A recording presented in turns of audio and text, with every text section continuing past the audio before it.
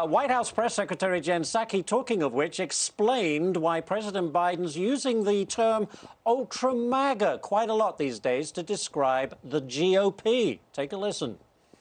People have asked, where did he come up with ultra-MAGA? Where did he come up with, what did he call President Trump? Big MAGA? I don't know. The king of MAGA?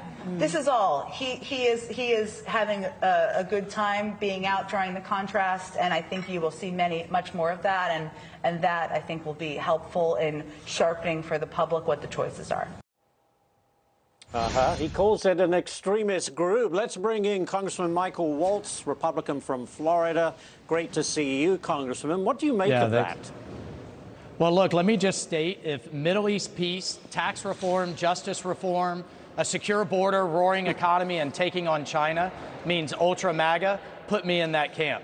So I don't know what the heck she means, but you know, President Trump was focused on results, and he got them for the American people, and that's why so many of us support him. I think you're absolutely right, and it could backfire. We'll have to see. Next one for you, Congressman. Interesting. Governor of Florida, Ron DeSantis, says your state will be ready if President Biden's economic policies plunge the United States into a recession. I'm a resident of Florida. What are you doing to prepare? Do you know? Well, look, you know, it's always worth noting that the state of New York has double the state budget that Florida has. Ours is half as large as theirs with the same population, yet New Yorkers are leaving to come to Florida by the rate of about 400 to 500 a day. So, look, we have a state surplus. We have a low-tax, pro-growth approach. We believe in allowing families to decide what they're going to do with their kids' education, what they're going to do with their money. And, you know, importantly, both Governor DeSantis and many of our mayors have been diversifying our state economy away from just tourism and agriculture to things like high tech and crypto. And we are seeing them come in droves, not just from New York, but from California as well. And we're in a neck-and-neck competition, I think, with Austin to be the next Silicon Valley down in Miami. It's amazing. Also, talking of Governor DeSantis, he's just signed a $1.2 billion tax relief bill. It's the largest relief package in the history of the state. Your reaction to that? Well, look, we've been doing everything we can to stop the Democrats from taking more of your money on the federal level.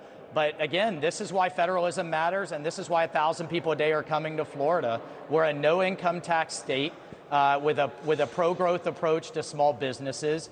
You know, small business owners and individual family members can best decide what to do with your dollar, not bureaucrats in a state or federal government. I think as long as we have that approach, we'll be in good shape. And very quickly, Congressman, all of these newcomers to Florida from the Northeast and California, they're not bringing their politics with them, are they? Because there are concerns here that they could turn the state a little purple. No. What do you say to that? Well, look, from 2016 to 2020, we tripled President Trump's margin. There are now more registered Republicans in Florida than Democrats for the first time in the state's history. And Republicans grew in every demographic, every Hispanic demographic, African-American women over the issue of school choice, Jewish voters across the board. We've increased our margins because, frankly, the policies are just better and have better impacts on people's lives. We're seeing the opposite when the Democrats are in charge in Washington, and that's why you're going to see a backlash come this November. I think Florida is booming. There's no doubt about it. Congressman Michael Waltz, great stuff this morning. Thank you very much. Yes, indeed. All right, thank you. All right, thanks.